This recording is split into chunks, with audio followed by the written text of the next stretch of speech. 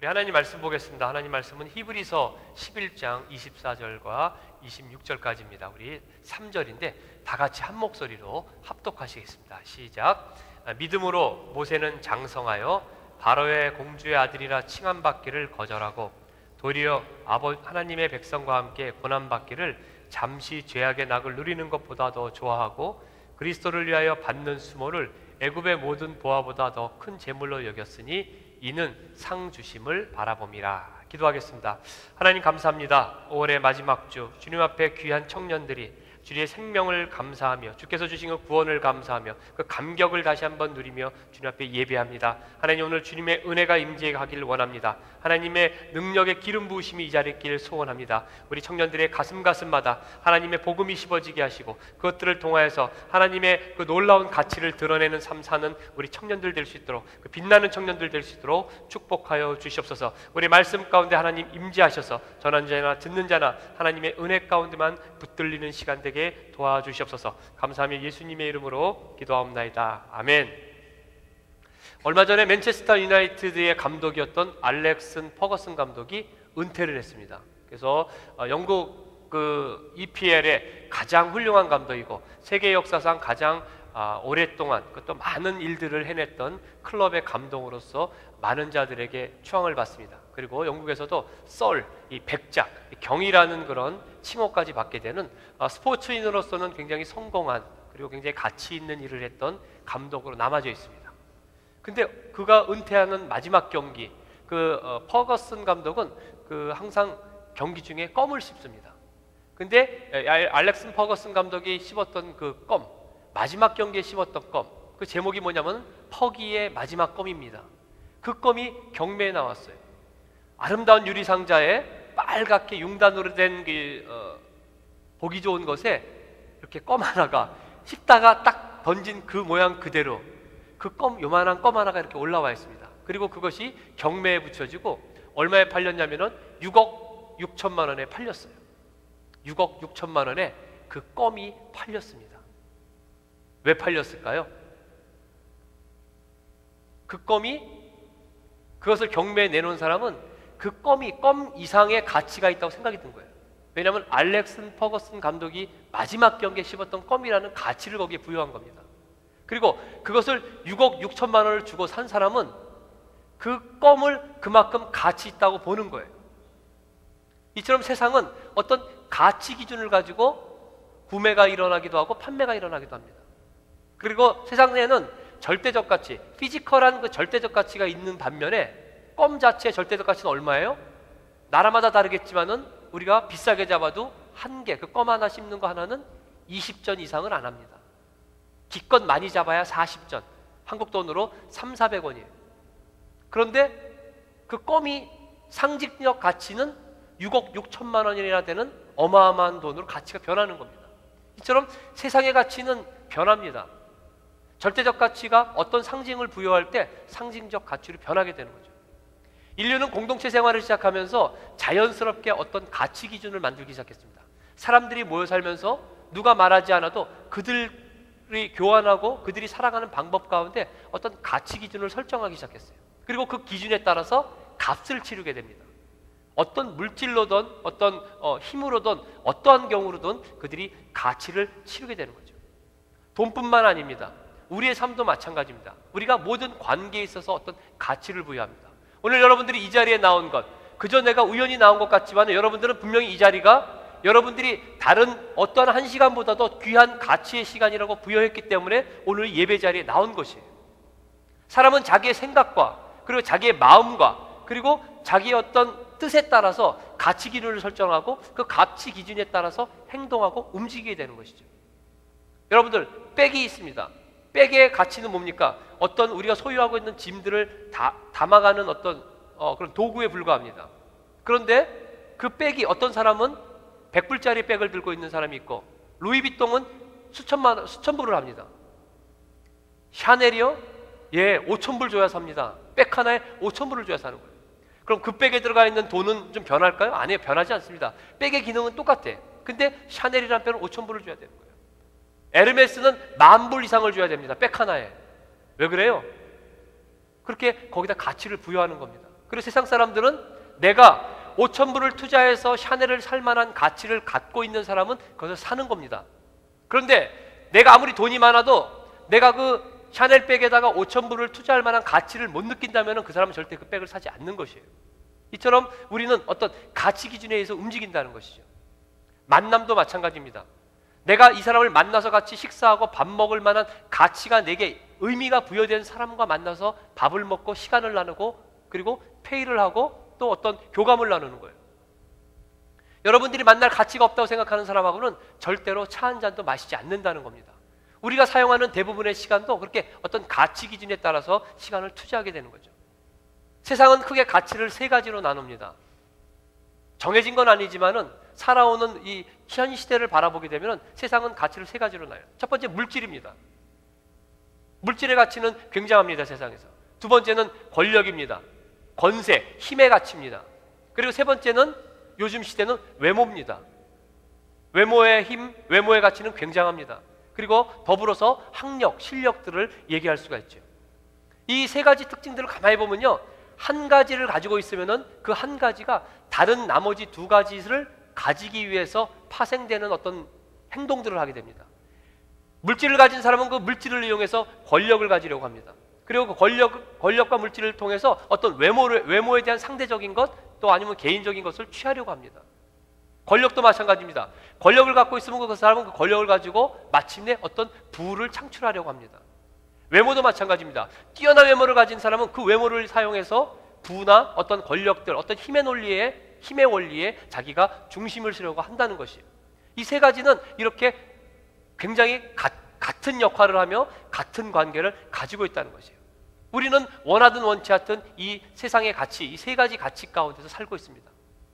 여러분들도 또 저도 원하든 원치 않든 이 가치 기준에 있어서 움직이고 있다는 얘기입니다.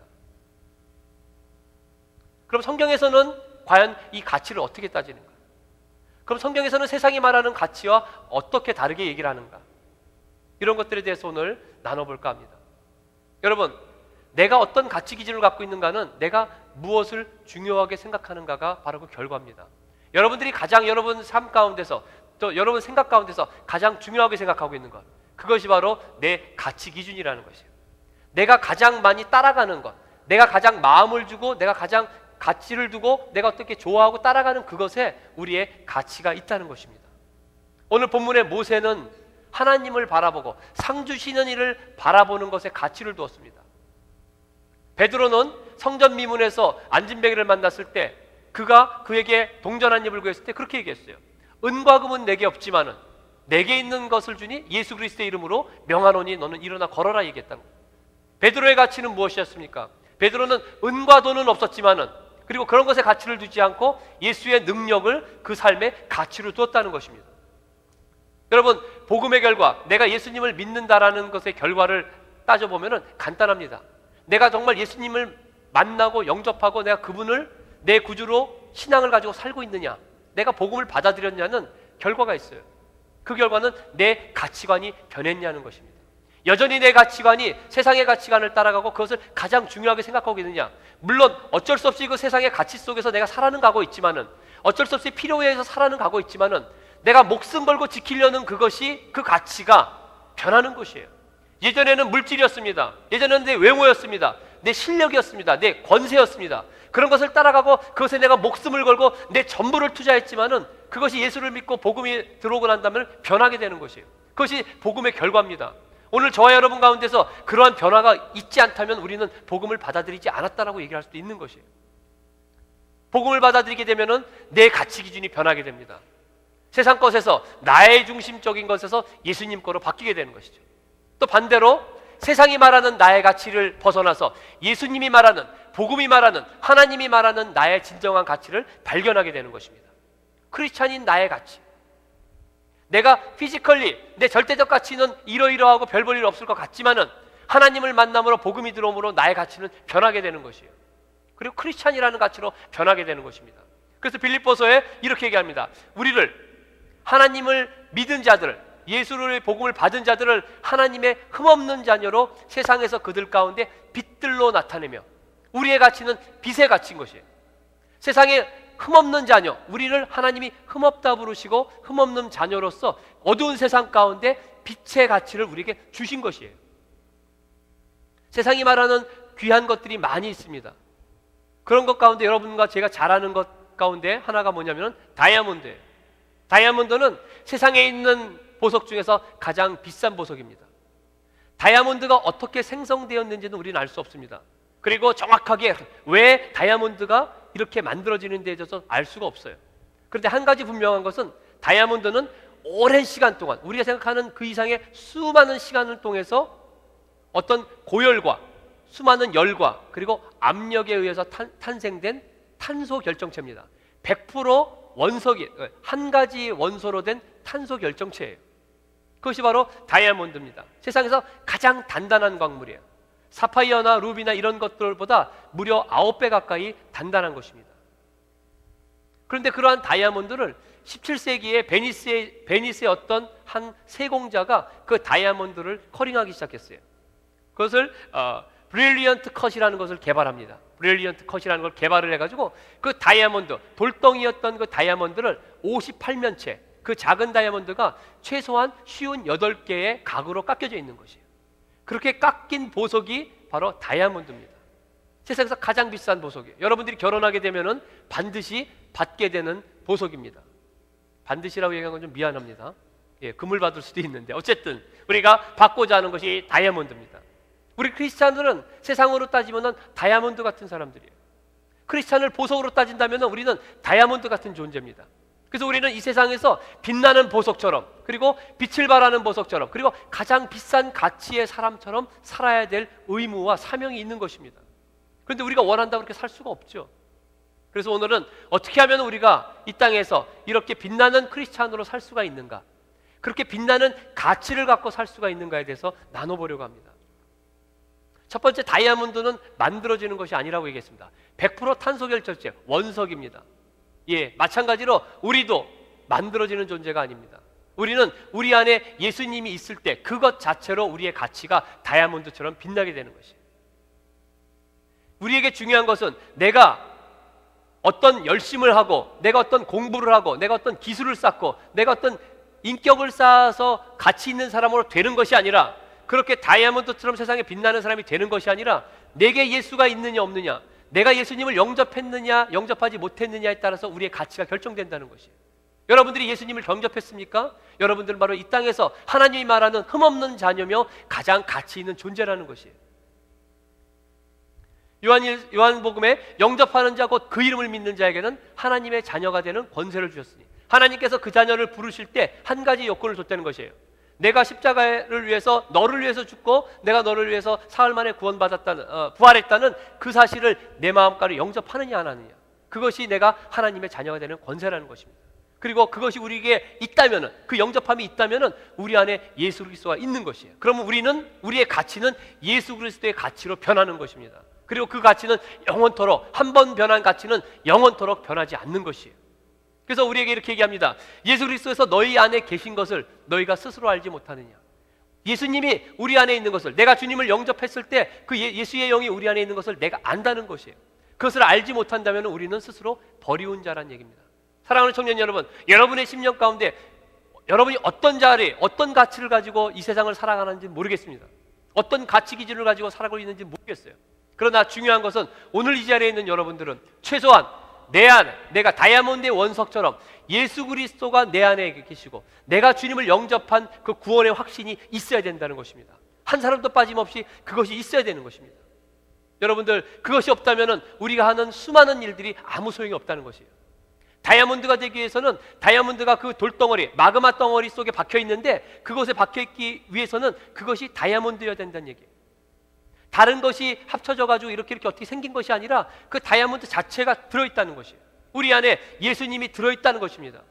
내 안에 예수가 있느냐 없느냐, 어떤 모양을 가지고 어떤 상처를 갖고 있는지 상관없이 내 안에 예수가 있느냐 없느냐, 그것이 오늘날 저와 여러분이 가장 먼저 확인해야 될 것입니다. 그것이 우리의 가치 기준인 것입니다. 여러분의 가치는 바로 예수님의 가치인 것이에요. 그리고 두 번째, 이렇게 가치가 있다 하더라도 우리는 완벽하지 않은 것이에요. 우리 영적으로는 완벽하지만은 우리가 이 땅에 살면서는 여전히 불안한 존재로, 여전히 부족한 존재로, 여전히 실패하는 존재로 살 수밖에 없다는 것입니다. 그렇기 때문에 크리스찬은 손질을 받아가며 사는 것이에요. 그래서 우리의 삶을 영적으로 바라보게 되면은 공사 중인 것이에요. 공사 중. 우리는 예수님을 흠없는 자녀로, 영적으로, 상징적으로 하나님께서 우리에게 영적으로 흠없는 자녀로 인쳐 주셨지만은, 의롭다 불러 주시지만은, 현실적으로는 우리는 여전히 공사 중, 손질 받아가야 된다는 것이에요. 여러분, 원래 다이아는 비싼 보석이 아니었습니다. 17세기 베니스 세공사가 그것을 발견하기 전, 그 58면체의 그 커링 공법을 발견하기 전까지는 다이아는 루비보다도 쌌습니다. 사파이어보다도 쌌어요. 굉장히 투박하고 보기 싫은 그런 보석이었습니다. 그런데 그것이 깎이고 잘리고 그리고 재련하고 단련되는 과정을 통해서 비싼 보석으로 탈바꿈하게 되는 것입니다. 크리스찬도 마찬가지입니다. 여러분들, 우리는 예수님을 믿고 예수님의 복음을 받아들이고 우리는 하나님 앞에 영적으로는 완벽한 존재지만은 여전히 우리는 부족하고 또 그리고 불편하고 그리고 여러 가지 깎이고 다듬어야 될 부분이 많이 있다는 것이에요. 그래서 우리는 하나님의 뜻에 합당하게, 하나님의 뜻에 합당하도록 우리는 단련하고 재련돼야 되는 것입니다. 그래서 욥기에 이렇게 얘기했어요. 내가 가는 길을 그가 아시오니 그가 나를 단련한 후에 내가 순금같이 나오리라. 우리가 순금같이 나오기 위해서는 하나님께서 우리를 단련하신다는 것입니다. 욥이 이 고백을 했을 때는 그가 편할 때 한 고백이 아니에요. 성공하고 난 다음에 고백한 것이 아니라는 것입니다. 그가 고난 가운데 있을 때, 모든 것을 잃어버리고 죽을 수밖에 없는 고난 가운데 있을 때 드렸던 고백이 바로 이 고백인 것이에요. 우리는 복음을 아는 자들은 하나님께서 나를 단련하신다는 것이에요. 손질한다는 것입니다. 성경의 모든 인물들은 이 고난과 단련에 시간 없이 하나님의 영광을 나타낸 사람은 한 사람도 없습니다. 우리도 마찬가지입니다. 여러분의 삶 가운데 하나님의 영광을 드러내시길 소원합니다. 여러분 안에 있는 예수님이라는 그분으로, 그 빛나는 보석 같은 그분으로 여러분의 삶이 빛나기를 원한다는 것이에요. 그런데 그 전에 반드시 하나님께서 그것을 위해서 우리의 삶을 단련하시고 우리의 삶을 깎으시고 그리고 우리를 불로 연단하시는 것이 있다는 것입니다. 그것을 우리가 고난이라고 부른다는 것이에요. 여러분 오늘 예배 자리에 나왔지만은 지금 힘든 고난을 통하고 있습니까? 정말로 내가 살기 힘든, 너무너무 힘든 그 과정을 지금 지나고 있습니까? 여러분, 그래도 감사하길 바랍니다. 오늘 여러분이 지나는 그 고난은 세상이 말하는 그런 어려움과는 차원이 다르다는 것이에요. 여러분이 지금 겪고 있는 그 어려움은, 여러분이 지금 겪고 있는 그 고난, 나만 겪고 있는 것 같은 그 상처와 슬픔은 하나님께서 여러분들을 빛처럼 만드시기 위해서, 보석처럼 만들기 위해서 여러분들을 깎으시는 고난, 연단의 시간이라는 것입니다. 여러분의 복된 시간이 되는 것, 축복을 위한 그런 여러분의 하나님께서 올리시는 그런 과정 중에 하나라는 것입니다. 그래서 그런 시간을 지나고 있다면 여러분들 다시 한번 감사하기를 소원합니다. 그리고 세 번째로는 우리는 하나님의 빛 가운데 있어야 합니다. 여러분, 다이아든 어떤 보석이든 자체 발광은 없습니다. 유리와 마찬가지입니다. 다이아 아무리 58면체로 깎았어도 그것은 빛이 없다는 것이에요. 그것은 반드시 빛이라는 것에 비춰졌을 때 그것은 반짝이기 시작하는 것입니다. 여러분, 빛의 근원은 하나님입니다. 우리의 삶도 마찬가지라는 것이에요. 우리는 죄인이었습니다. 저와 여러분은 죄인입니다. 그리고 우리는 여전히 죄 가운데 살고 있어요. 우리가 스스로 어떤 빛을 내고 우리가 빛의 자녀이기 때문에 우리 스스로 우리의 빛을 내는 것은 불가능하다는 것입니다. 여러분의 삶, 저의 삶이 아름답지도 못할 뿐더러 저와 여러분들이 율법을 지킬 수도 없을 뿐더러 우리의 심령이 그렇게 하나님을 사랑하고 고백한다 하지만은 우리의 현실은 그렇지 못하기 때문에 그래요. 그리고 우리는 죄의 열매를 가지고 있고 죄의 뿌리 안에서 자라난 사람들이기 때문에 이 세상의 모든 백성들은, 이 세상의 모든 인류는 그렇게 빛을 낼 수 있는 그런 자체적인 그런 힘이 없다는 것입니다. 그래서 우리의 삶이 어떻게 하면 빛나는가? 바로 하나님의 빛 가운데 서 있어야 되는 것이죠. 하나님의 빛을 우리가 받아야 되는 것입니다. 우리가 할 수 있는 것은, 우리의 빛이라는 것은 다만 하나님의 빛을 반사하는 역할을 하는 것이에요. 다이아가 자체 빛을 갖고 있는 것이 아니라 빛이라는 것을 통해서 58면체를 투과하면서 그 안에서 빛이 반짝이고 그 안에서 영롱한 그 빛들이, 흉내낼 수 없는 빛들이 나오듯이, 그것 때문에 가치가 있듯이 바로 우리의 삶이 그렇다는 얘기입니다. 우리를 통해서 하나님의 영광이, 하나님의 빛이 내 삶을 비춰주고, 그리고 우리는 우리 안에 있는 그 하나님의 빛을 반사시키는 역할을 하는 것이 우리의 삶이라는 것이에요. 요한일서에 하나님은 빛이시라, 그가 빛 가운데 계신 것 같이 우리도 빛 가운데 행하면 우리가 서로 사귐이 있고 그 아들 예수 그리스도의 피가 우리를 모든 죄에서 깨끗하게 하신다. 하나님은 빛이시라는 것이에요. 내가 빛나고자 노력하지 말고 내가 무엇을 하는 것이 아니라 내가 주님 옆에 서 있으면, 하나님의 빛 아래 서 있으면 우리 안에 있는 예수로 말미암아 우리의 삶이 빛나게 된다는 것입니다. 여러분, 크리스찬의 삶은 빛나야 합니다. 우리의 현실이 어떻든지 간에, 여러분의 실력이 어떻든지 간에, 여러분들의 과거가 어떻든지 간에, 내가 오늘 어떤 중독에 쌓여있든지 간에 상관없이 우리 삶은 빛나야 된다는 것이에요. 내가 실력이 없기 때문에, 내가 가진 것이 없기 때문에, 나는 세상 사람보다 뒤졌기 때문에, 나는 인물이 없기 때문에 빛나지 못한다는 것이 아닙니다. 내가 만약에 내 삶이 빛나지 못한다면 그 이유는 내가 예수님의 빛, 그 하나님의 빛 아래 있지 않기 때문에 빛나지 않는다는 것이에요. 여러분, 우리의 삶이 어디 있든지 간에 빛나는 삶이 되기를 소원합니다. 우리는 삶 가운데서 우리의 삶을 하나님 앞에 내어놓음으로 우리의 삶을 통해서 빛나는 그 빛의 반사를 드러내야 될 사명이 있는 것이에요. 근데 쉽지는 않습니다. 어떻게 하는 것이 내가 하나님의 빛을 빛나게 할까? 어떻게 하는 것이 내 삶 가운데 하나님의 빛이 드러나는 그런 빛나는 삶을 실천할 것인가? 여기에 대한 고민은 우리가 끊임없이 해야 합니다. 오늘은 본문을 통해서 이 다이아몬드 같은 우리 크리스찬의 삶이 어떻게 하면 빛날 것인가? 마지막으로 두 가지를 나누고자 합니다. 여러분, 오늘 본문에 보게 되면은 모세는 장성하여 바로 공주의 아들이 칭함받기를 거절했다라고 얘기했습니다. 오늘의 첫 번째는 거절입니다. 우리가 빛나는 크리스찬처럼 살기 위해서는 여러분 거절을 잘 하셔야 됩니다. 그 거절을 빛나는 거절이라고 얘기를 합니다. 성경에서는 우리에게 이렇게 살라고 합니다. 하나님, 내가 어떻게 하면은 어떻게 살아야 합니까? 만약에 내가 예수님께 내가 어떻게 하면 크리스찬다운 삶을 살겠습니까? 묻는다면은 성경에서 이렇게 얘기하고 있다는 것이에요. 마태복음에 좁은 문으로 들어가라. 좁은 문으로 들어가라. 멸망으로 이르는 문은 넓고 찾는 이가 많아서 사람들이 많은 사람이 가나 생명으로 인도하는 문은 좁고 협착하여 많은 자들이 찾지 않는다라고 얘기를 합니다. 내가 그리스도의 삶으로 살기를 원합니까? 내가 빛나는 삶을 살기를 원합니까? 우리는 빛나는 거절을 해야 됩니다. 그리고 그 거절의 길은 좁은 문이라는 것이에요. 여러분, 세상에는 많은 이론이 있습니다. 그리고 많은 어떤 상식이 있습니다.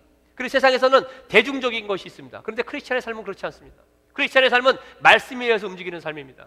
세상의 가치와 세상의 도덕과 세상은 이렇게 해도 된다라고 얘기하는 것들은 사람에 따라서 간다는 얘기예요. 여러분, 세상은 100사람 가운데 한 사람과 99사람의 의견이 있으면 99사람의 의견을 따라가는 것이 세상의 법입니다. 그런데 크리스찬의 법은 그렇지 않다는 얘기입니다. 99사람보다 그 한 사람을 긍휼히 여기고 그 한 사람을 위로하고 그 한 사람을 향한 사랑을 쏟아붓는 것이 크리스찬적인 법이라는 것이에요. 그것이 바로 하나님의 법이고 그게 바로 좁은 문이라는 것입니다. 여러분들, 우리가 살면서 무엇을 거절할 수가 있습니까? 모세는 자기가 왕궁에서 왕의 대권 차기 왕인 것을 거절했습니다. 바로의 공주, 쉽게 얘기해서 대통령의 자녀로 불리는 것을 거절했다는 것이에요. 왜 거절했습니까? 그 길이 바로 빛나는 그리스도의 삶을 사는 길이기 때문에 그랬다는 것입니다. 우리 삶 가운데 그 거절이 있어야 합니다. 여러분의 삶 가운데 작게건 크게건 어떤 여러분의 크리스찬의 도전적인 그런 요구와 조건이 있을 때가 있다는 것이에요. 그때 우리가 예수의 이름을 위하여, 예수의 복음을 위하여, 내 자신의 신앙적인 양심을 위하여, 내 안에 있는 예수님의 기쁨을 위하여 내가 거절을 해야 된다는 것이에요. 세상에서는 누가 요즘에 그렇게 살아? 누가 요즘에 그렇게 하는 게 어딨어라고 얘기할지 모르지만은, 야, 그거는 예전의 얘기지. 그거는 예수님 시대 때나 얘기지. 요즘에 크리스찬이 누가 그렇게 하느냐라고 얘기할지 모른다 하더라도, 그들은 그렇게 얘기할지 한다라도 여러분들은 말씀에 의거해서 그렇게 아니라고 얘기하고 거절할 수 있는 신앙이 돼야 된다는 것입니다. 여러분은 삶은 거절에서부터 시작합니다. 거절은 선택입니다. 내 삶 가운데 하나님이 역사하시고 내 삶 가운데 하나님의 빛이 드러나느냐 않느냐, 내가 주님의 아래 쓰느냐 안 쓰느냐는 나의 거절과 나의 선택이 어디에 있느냐라는 것입니다. 내가 여러분 여전히 세상의 어떤 두려움과 그들의 눈치와 그리고 그들이 말하는 대중적인 것 때문에 내가 하나님이 선택해야 될 것을 버리고 선택한다면은, 그것을 거절하지 못하고 그 자리에 응한다면은, 내가 그리고 거기에 협상한다면은 나는 예수님의 빛을 떠나 있는 사람이 된다는 것입니다. 그러면은 우리는 아무리 내가 원해도 우리 삶 가운데서 하나님의 빛이 드러날 수가 없다는 것이에요. 믿음이 장성한 사람은 장성한 거절을 할 줄 알아야 합니다.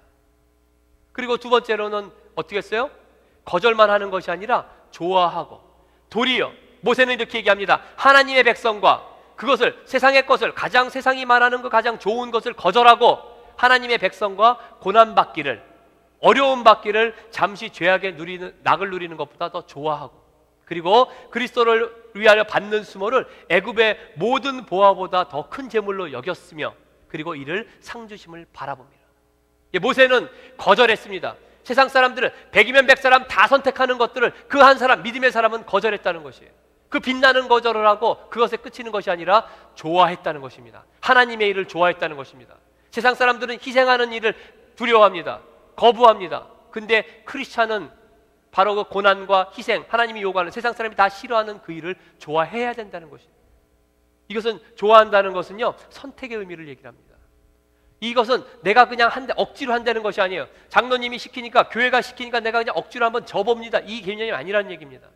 좋아한다는 얘기는 내가 기꺼이 기쁨으로 선택한다는 얘기예요. 후회가 없다는 것입니다. 내가 이것을 버리고 이것을 선택할 때 내에게 손해가 날지언정, 내 삶 가운데 어려움이 올지언정 나는 손해가 전혀 개의치 않고 기쁨으로 선택한다는 것입니다. 감내하고 선택한다는 것이에요.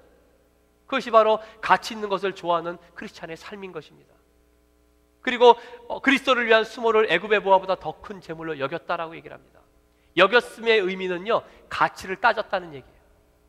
모세가 가치를 카운트했다는 얘기입니다. 내가 그 고난받는 것을 애굽의 모든 보화보다, 그리스도를, 예수님 때문에 내가 받는 고난, 예수님 때문에 받는 그 수모와 그리고 애굽에 있는 모든 금은보화와 그 권력과 모든 것들, 세상의 가치관의 최결정체들을 놓고 가치를 따졌다는 얘기예요.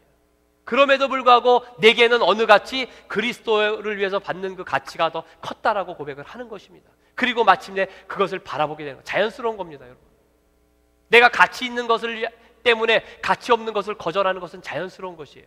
내가 가치 있는 것을 선택하고 그것을 내 안에 좋은 것으로, 기쁨으로 하는 건 당연한 것입니다.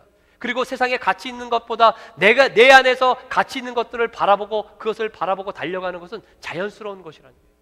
크리스찬에게 있어서 하나님을 바라보고 예수님의 것을, 그 사명을 바라보고 달려가는 것은 자연스러운 것이라는 것입니다. 근데 요즘에는 왜 그것이 위대한 것이 되고, 그것이 요즘에는 대단한 것이 되고, 그것이 오늘 내 신앙과는 상관없이 어떤 대단한 사람의 신앙의 이야기처럼 들리는 그런 시대에, 우리가 그런 시대에, 기독교 시대에 살고 있느냐는 얘기예요. 그렇지 않다는 얘기입니다. 우리의 삶 가운데 이 모세처럼 이 새로운 가치와 그리고 그런 것을 통한 실천적인 선택과 거절이 있어야 된다는 것이에요. 바울은 평생을 자기 가치를 위해서 살았던 사람입니다. 그가 자랑할 것이 무진장 많았어요. 배움으로 따지냐? 내가 가멜리아 문화에서 내가 배웠다는 것입니다. 어떤 그런 족속으로 따지냐? 어떤 피의 혈통으로 따지냐? 내가 유대 민족이라는 것이에요. 어떤 가치고 있는 권세로 따지냐? 내가 로마 백성이라는 것입니다. 배운 것으로 따지던, 집안의 혈통으로 따지던, 지식으로 따지던, 어떤 힘의 원리로 따지던 나는 꿀릴 것이 없다는 것입니다. 그런데 그가 정오보다 더 빛나는 빛을 버신 그 예수님을 영접하고 나서, 그분을 만나고 나서 그의 가치관이 변한 것 아닙니까? 그리고 그가 그렇게 고백합니다. 빌립보서에서 내게 유익한 것, 내가 유익하다고 생각하고 평생을 내가 걸고 달려갔던 그것, 그 모든 것들을 그리스도를 위해서 내가 해로 여길 뿐 아니라 모두 배설물로 여긴다라고 얘기를 하는 것입니다. 그리고 마침내 그가 표대를 향하여 예수 안에서 하나님이 위에서 부르신 부름의 상을 위해서 달려간다라고 고백한 것입니다. 모세의 삶과 일맥상통합니다. 모든 크리스찬의 삶, 그 예수님을 진정으로 만나고 하나님의 가치를 부여받은 사람의 삶은 똑같다는 얘기예요. 모세의 삶처럼, 바울의 삶처럼, 그리고 저와 여러분의 삶도 그들의 삶처럼 변할 수가 있다는 것입니다. 우리가 진정으로 예수의 가치를 발견하게 되는 것이에요. 여러분, 우리는 얼마만큼 가치가 있습니까? 여러분과 저는 이 세상에서 얼마만큼의 가치를 가지고 있습니까? 세상 사람들은 우리를 얼마만큼의 가치라고 평가를 합니까? 예수님은, 그리고 하나님은 우리를 그렇게 평가하십니다. 내가 너를 위하여, 이 세상 사람들이 다 나를 믿지 않고 다 나를 버려도 너 한 사람이 나를 믿는다면 내가 너를 위해서 기꺼이 십자가에서 죽었노라고 얘기를 한다는 것이에요.